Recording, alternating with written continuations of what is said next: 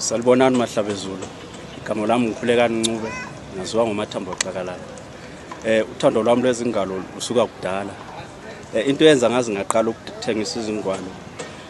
Kwakungihlupha kakhulu ukushabalala kwezingwalo zesiNdebele.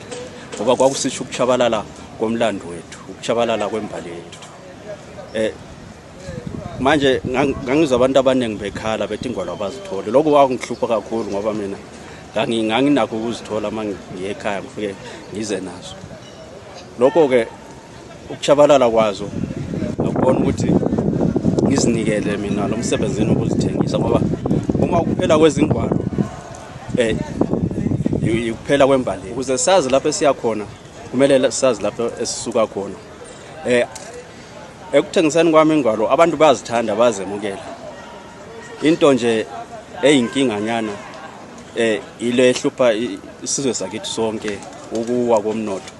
Ukuwa komnotho kudala ukuthi kube nzima ingwalo zingathengeki ngoba uthola ukuthi ekhaya lengwalo mawuzithenga ngamadola ziyabiza kakhulu. Mawusufika lapha usulinganisa amadola namarandi zingabe zisathengeka kahle kwabanengi.